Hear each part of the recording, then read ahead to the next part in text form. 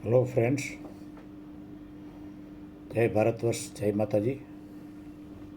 मैं डॉक्टर जयेंद्र सिंह जाडेजा बोलता हूँ और आपको जो पहले से मैंने बताया है, मैंने लाइव में बताया था, जो मुहिम चलाई है वो है किसी भी किसान को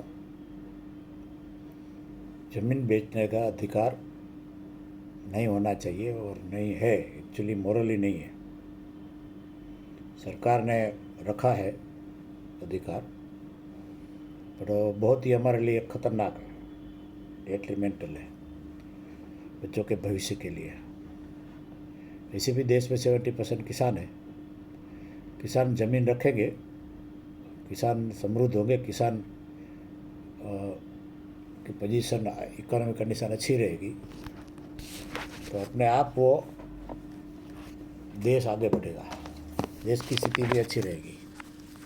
इसलिए बहुत ज़रूरी है कि आप ये चीज़ बराबर समझें कि किसी भी किसान को ज़मीन बेचने का अधिकार नहीं है और नहीं होना चाहिए। वो ज़मीन पे उनके बच्चों का अधिकार है, खुद का अधिकार नहीं है। ज़मीन बेचोगे तो एक दिन मजदूर या भिखारी बनना पड़ेगा। मजदूरी करने की ताकत नहीं है तो भिखारी बनोगे, या तो सन्यास लेके चले जाओ हिमालय में।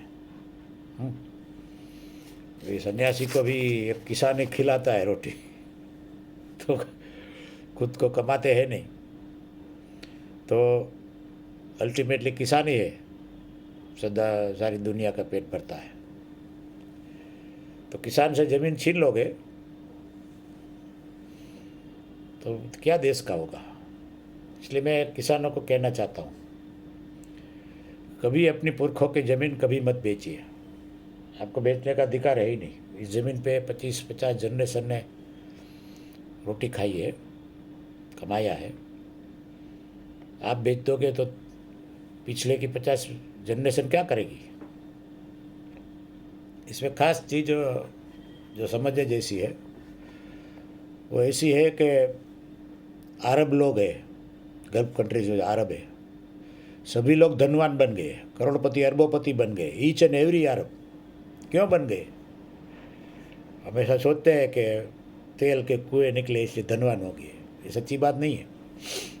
तेल के कुएं के पैसे तो सरकार को मिलते हैं, आदमी को थोड़ा मिलता है। आदमी को तो उसमें नौकरी करनी पड़ेगी, उसमें नौकरी में धनवान नहीं हो सकते।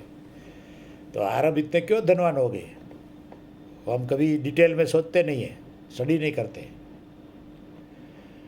अरब इसलिए धनवान हो गए, जैसे दुबई है, कि वो किसी को नागरिकता देते नहीं है। विश्व में किसी को कितने भी अरबोपति हो उसको नागरिकता नहीं देंगे। तो अपने नागरिक किसी और को, अपनी जो संपत्ति है किसी और में बांटेंगे नहीं। दूसरी बात है, किसी भी बाहर के सिटीजन को बिजनेस करना है तो उसको एक अरब का पार्टनरशिप रखना पड़ेगा। ज़मीन के मालिक अरब ही रहेंगे, अरब को पार्टनर रखना पड़ेगा, तभी आप बिजनेस कर सकते हैं। तो अरब है वो तो बैठे बैठे कमाएगा।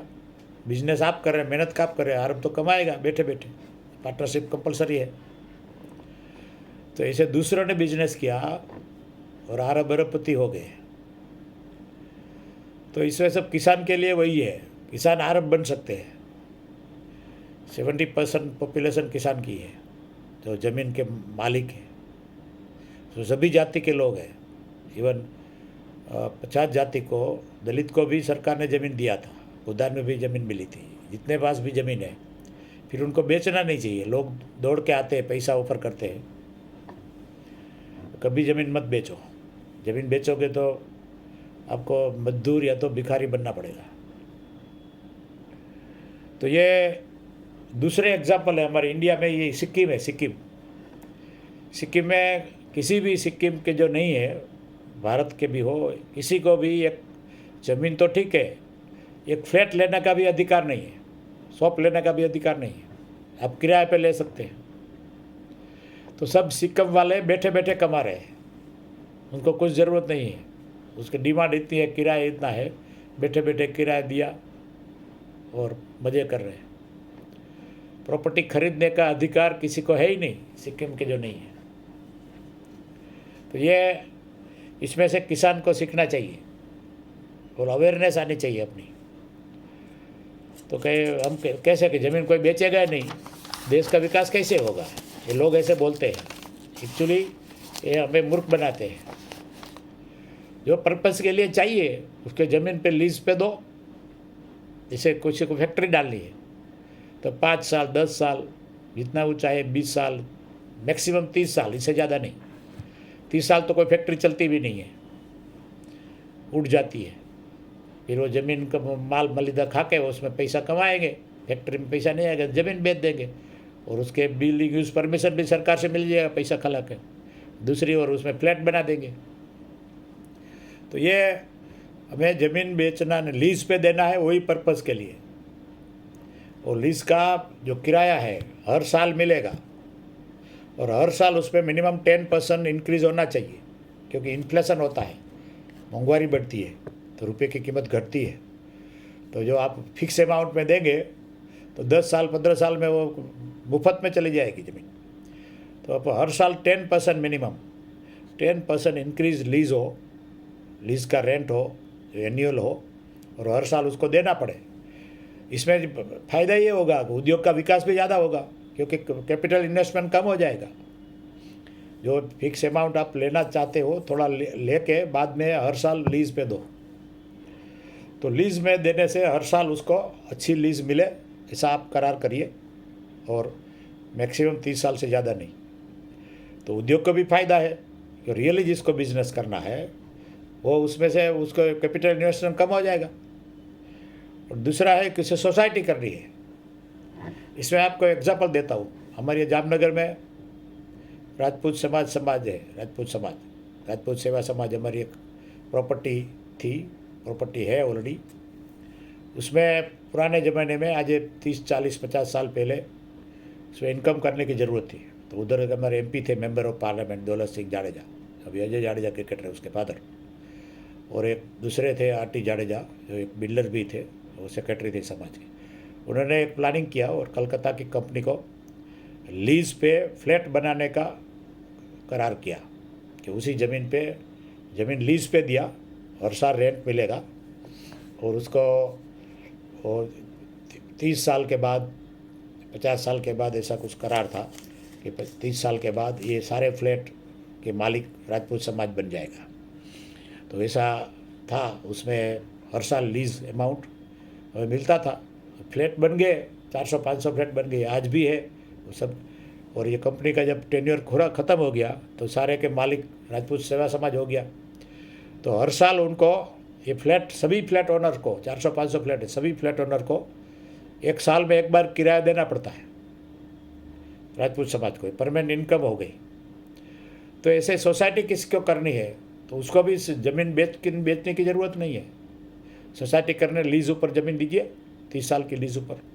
फ्लैट कोई बनता है तो 30 साल से ज़्यादा फ्लैट की ऐसे भी आयु होती नहीं है।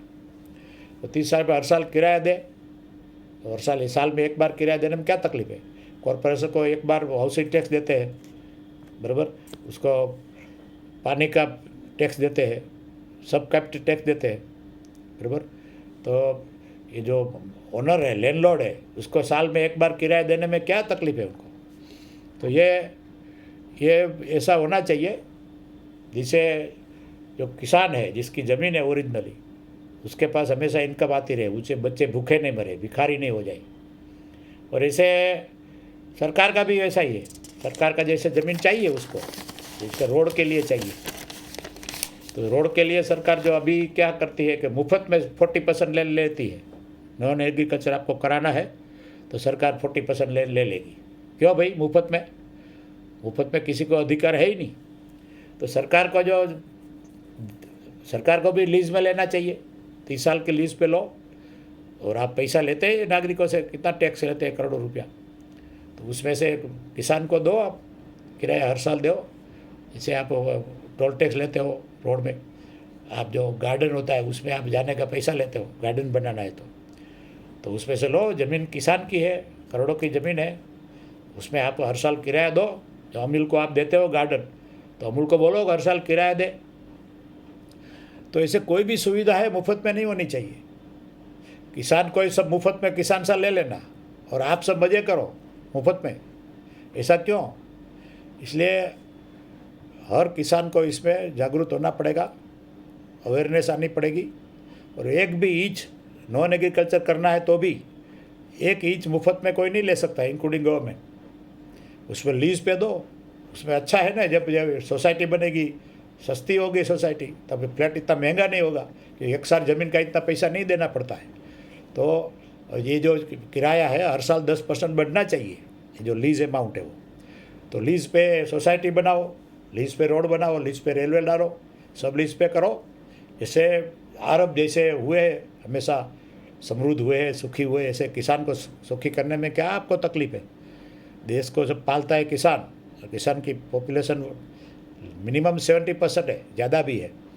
तो ये एक विचार हमें करने की ज़रूरत है और उसके लिए हमें सभी जागरूक होना है, करोड़ों किसान को। और ये मुहिम आगे बढ़नी चाहिए, इसलिए आप उसको फॉरवर्ड करिए और आप खुद इसमें इंटरेस्ट लीजिए, खुद ही कार्यकर्ता बनिए और ये अवेयरनेस करोड़ों किसान में लाइए। बहुत बहुत धन्यवाद। जय माता की, जय भारतवर्ष।